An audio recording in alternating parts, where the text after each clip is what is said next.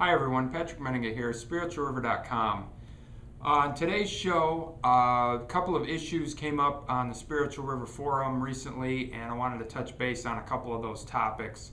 One of those was the idea of 100% total and complete abstinence.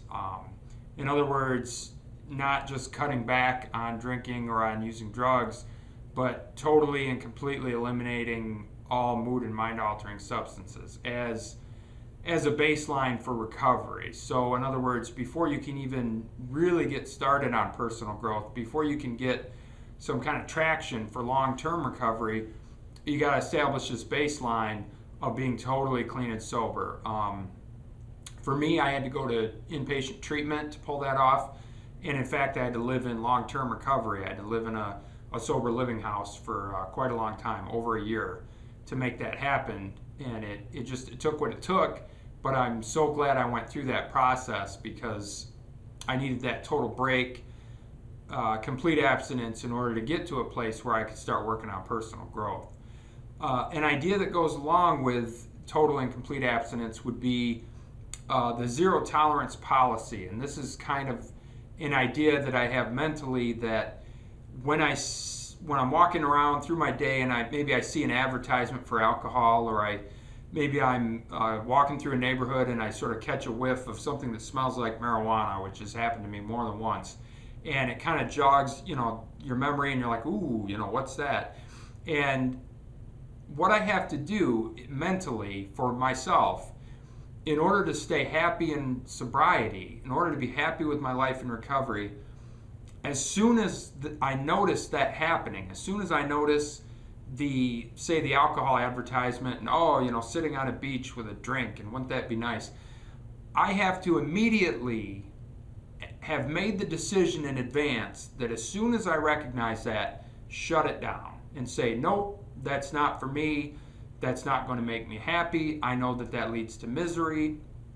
They say in the program, play the tape all the way through. In other words, the first drink on the beach sounds real nice and would be relaxing and fun, but if you play the tape all the way through, you know that it ends in misery and chaos and complete destruction, and you'll just be miserable again. So I had to make a decision in my own mind to have no tolerance for when my brain, without my permission, my brain would see different triggers in my life and say, wouldn't it be nice? Or, remember when we used to get drunk, or when we used to get high, or use this drug or use that, and it would remember only the good times. My brain was doing that to me, and I didn't give it permission to do that. That's just what my brain does.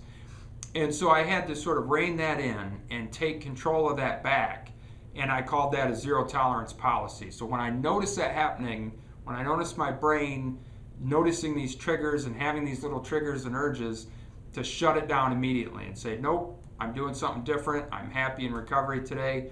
That only leads to misery. And I had to learn how to create that sort of mental policy for my own mind to manage my own happiness in recovery. Because what would happen is, if I didn't shut it down immediately, if I noticed the alcohol advertisement and I sort of let my mind remember the good times, it would just make me miserable, because then I would say, I'm in recovery now and I don't do that anymore. I don't drink anymore. So it would just lead to unhappiness. So I had to learn how to shut it down.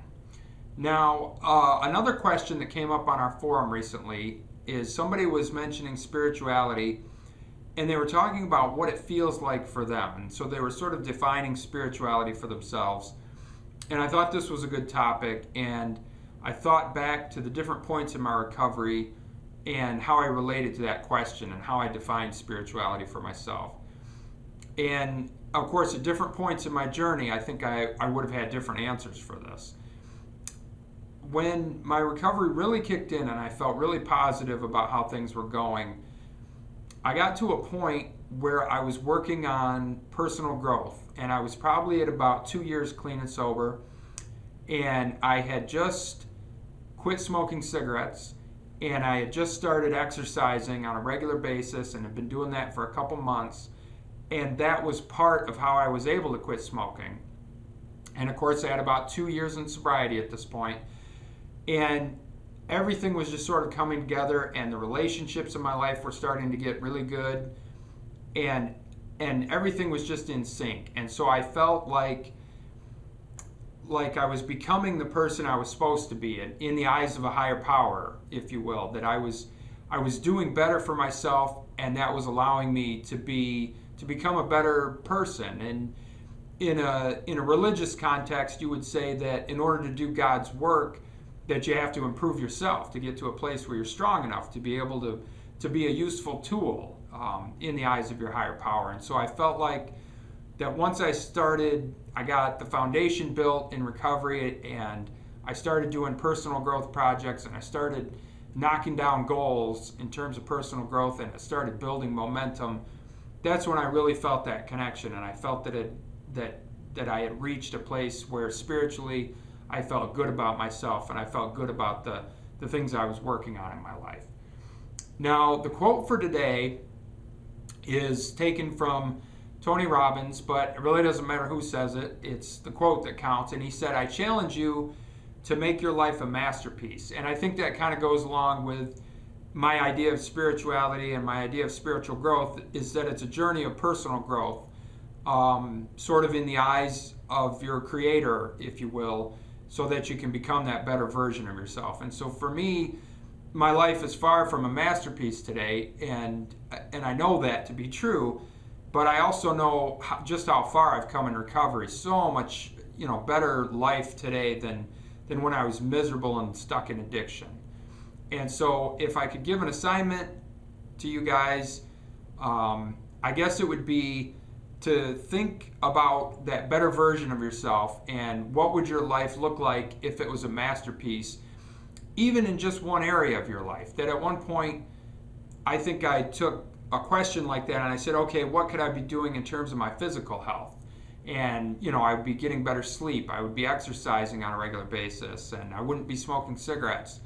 And so sometimes you have to narrow it down and focus on one area of your life for a while and sort of answer that question for yourself. And maybe you need to reach out for help and ask advice, either from a sponsor or from a therapist or from a coach or a mentor. Hey, what can I be doing to improve my life in this area?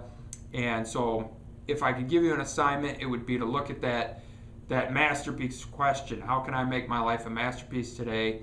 And then start taking the steps to start reaching those goals. So that's the show for today. Hopefully you'll come back and share it with other people, and we'll see you next time. Thanks.